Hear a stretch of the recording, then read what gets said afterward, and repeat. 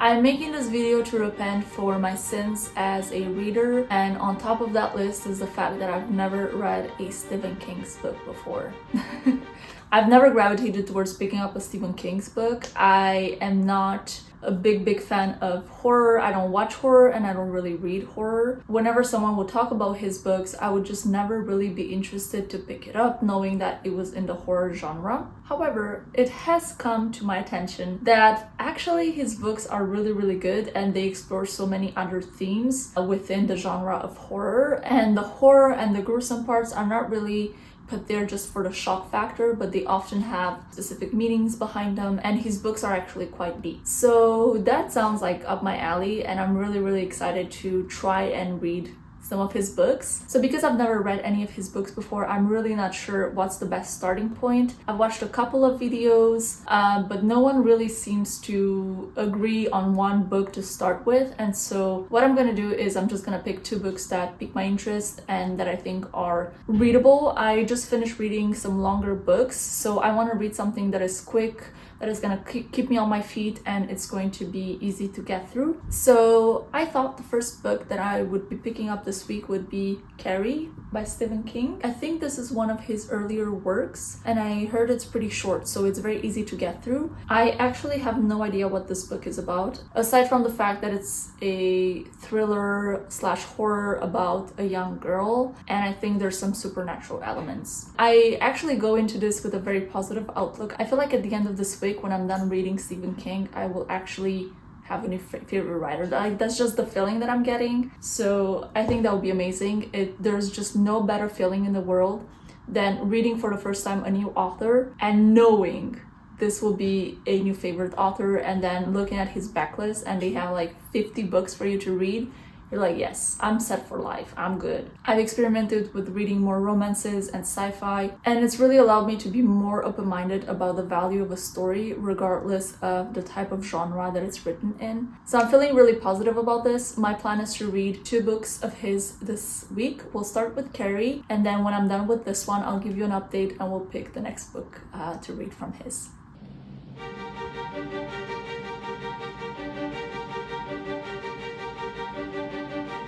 Hello, we are Wednesday, which means we're halfway through the week, and I'm here to give you a little bit of an update on Carrie. I've been reading for the past 2 days, and I'm 50% through the book. My plan is to finish Carrie today and then tomorrow to start Misery. So I want to share some thoughts. Overall, I'm liking the book. I don't think this is going to be a new favorite book, but I do enjoy Stephen King's writing for sure, and I enjoy thinking about the themes that he brings up in this book. It's the story of Carrie, who is a 17-year-old teenager. She goes to high school, but her high school experience is not the best. She's quite heavily bullied. She just feels kind of very outside of the box and different from the other peers that she has. And one of her big struggles is that her mom is extremely restrictive, very strict, and the reason for that is that she is religious, but like not religious in the normal sense of the word, like, you know, like she's cultish level of religious. I'm talking about her thinking that having sex is the ultimate sin, or the fact that a woman has menstruation is a reflection of her having sinned in her life, or like just batshit crazy stuff like that. So because of that, Carrie, you know, she cannot dress how she wants, she cannot say what she wants, she cannot hang out with her other peers, like basically she's not allowed to do much. Because of this frustration stemming from her mom's restrictive guidelines, and also probably because of some genetic mutation, Carrie develops telekinetic powers, meaning that she's able to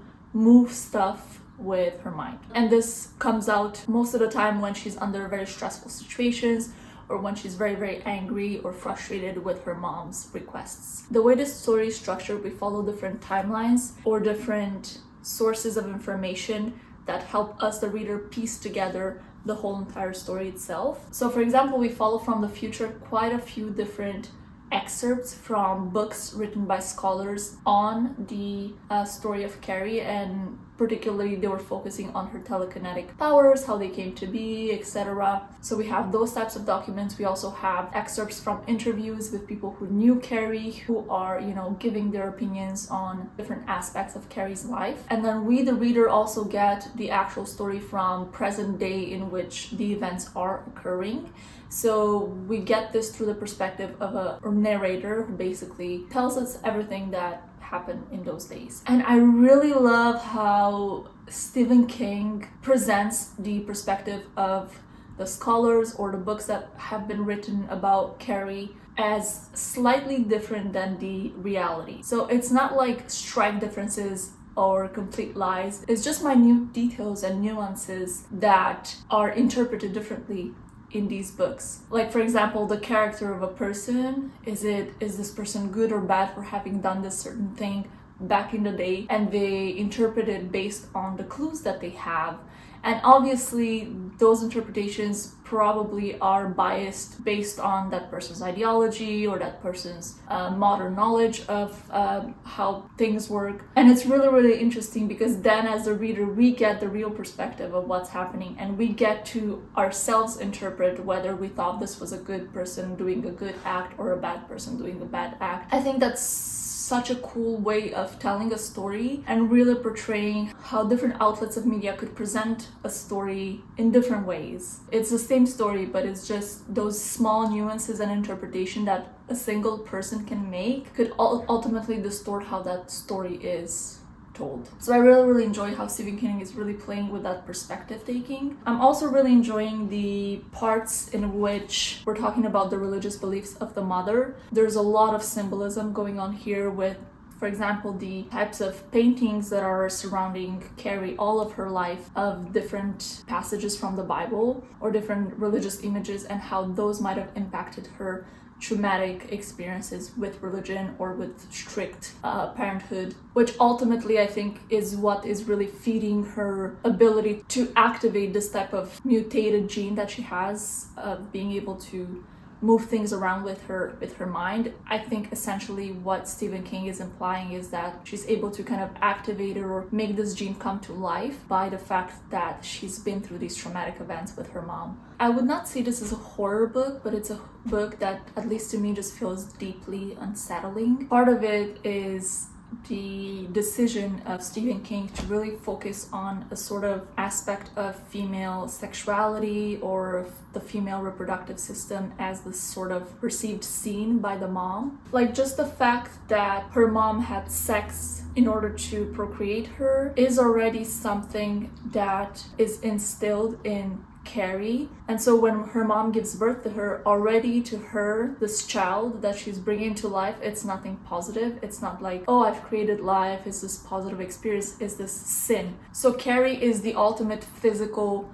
manifestation of her sin in real life. So even from the complete origin of her birth, she is already coming into this existence with a mom that is absolutely disgusted by her, does not want to take care of her. Before she even had a chance to exist in her own right and to do certain things that could be bad or good or could be reprimanded, she, from the get-go, the blank slate that she is already removed. She's no longer a blank slate, she is complete sin. Anyways, I'm loving thinking about these things, and I would say the experience of reading the book is not the greatest just because it feels very unsettling, but I do think it's a book that is really, really well written, and I'm enjoying a lot thinking about these things. So yeah, my plan is to finish reading this today, and then a bit later in the week I'll come back to you with my final thoughts, and then also give you an update on the new book that I'm picking up.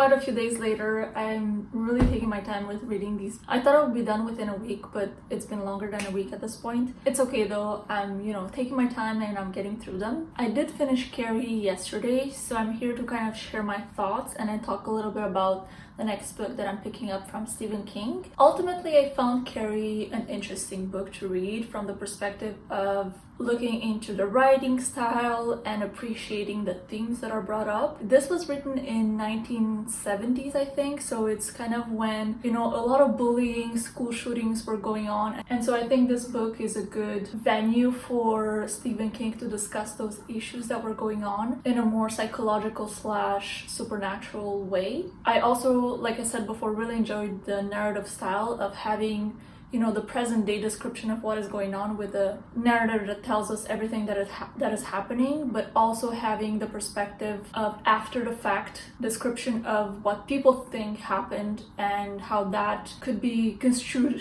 differently based on different people's ideologies or based on the knowledge that they had available. So I think that was really, really interesting. But the story itself, I found it to be quite predictable. Like I saw the end coming. The end was also very foreshadowed in the book, so it's not like, it's not like we were supposed to get a completely different ending, but I just thought that maybe there will be a slight twist at the end or something to keep it a bit more thrilling and intriguing, and there really wasn't. So overall, I think that I just enjoyed a little bit more how the book was written and not really the book itself, if that makes any sense. Like, it was not a bad book, but it's not a book that I would recommend to anyone. It's not a book that I'll be thinking about. Yeah, it was just okay. It was not a bad book. It was just not a book that got me really, really excited to keep reading the story. I also started the next book from Stephen King. I started Misery, and I'm currently about 45% through it. I'm listening to that one on audiobook. I'm really enjoying how the audiobook is narrated. I think that the voice actors are absolutely top tier. That story is about a writer who gets into a car accident, and he is rescued from that car accident from his biggest fan. Unfortunately for him, that big fan is actually a psychopath, and she traps him inside her own house. She gives him a lot of drugs, so he's very, very drowsy, but she doesn't really take care of his wounds, and so he's basically just drugged up the whole entire time, not able to really move. And you just get this very kind of psychological thrillery experience where he has to be careful not to say the wrong thing so that she doesn't him, be careful not to enrage her, because she's also the one who provides him drugs for him just to feel comfortable because he's in extreme pain. I also really enjoy how Stephen King is discussing the process of writing. So because this woman is his biggest fan, what she requests from him is to write a book in the series that she's loving. And I really enjoy how that discussion goes, because the series that she is loving is actually a story that he wrote more for commercial, financial reasons,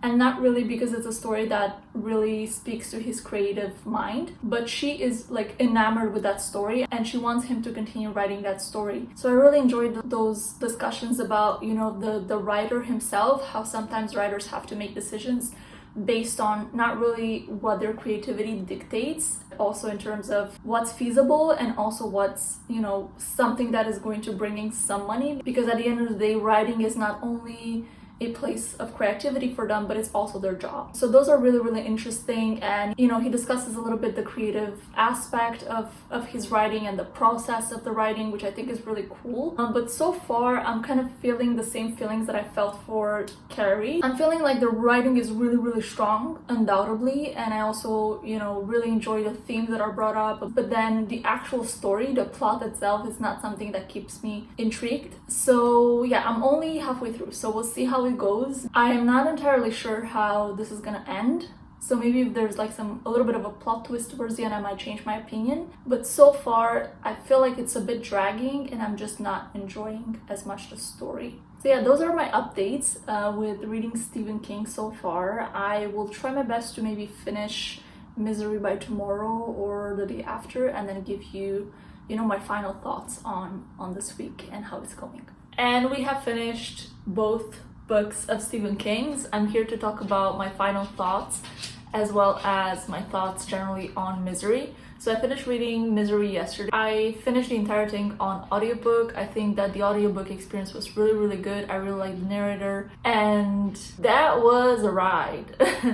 The first, I would say 60% of the book was a little bit slow paced for me, but in the last 40 or 30%, like shit just hit the fan. Things were happening left and right. I was like, whoa, what is going on? I really enjoyed the ending of Misery much more than the ending of Carrie. I think it was much better developed, much better executed. There was, you know, suspense. There were a couple of twists here and there, so it was just much more intriguing to read as a reader. Whereas Carrie, the ending is, first of all, it's foreshadowing the whole book, and then you get to the end and you're like, yeah, okay, I knew this was coming. I thought like something more would happen, but nothing really does. So from the plotting and thrilling perspective, I really enjoyed Misery much more. On the whole, Stephen King, especially in his earlier works, may not be my type of author. I knew going into this that, you know, I'm not the kind of person that picks up a lot of horror or thrillers. It's not really my vibe. Couldn't connect to any of the main characters in any of these books, really, to the point where I felt emotionally invested to know what would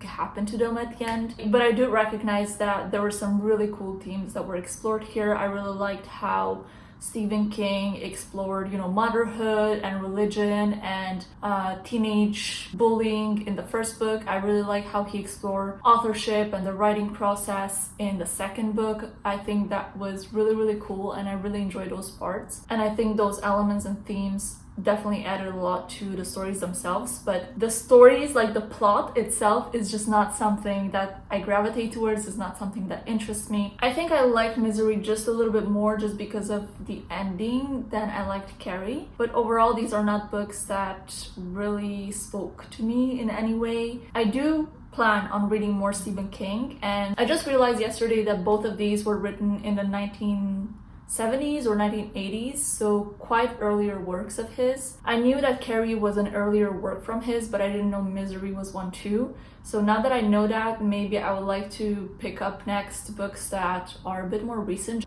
just to see if there's any progression in the way that he writes stories from those days up to now. Maybe I should try to pick up either really mainstream books like It or Pet Sematary, or just pick up books that really interest me. I don't really know too much of his backlist, so maybe there are stories out there that really would speak to me more than others. So this concludes my first time ever reading Stephen King. I think my expectations were a little bit high at the beginning of the video. I thought that I'm gonna be completely swept away, and that wasn't really the case. I enjoyed-ish both books. It's not books that I like hated and I couldn't stand, but it's also not books that really piqued my interest. But I am still willing to give Stephen King another shot, so if you have any recommendations as to the next books that would be best for someone who's not really interested in horror or thrillers from him, please let me know in the comments, because I'd love to delve into some other works of his to see if my opinion changes going forward. Thanks so much for watching this video, and I'll see you in the next one. Bye.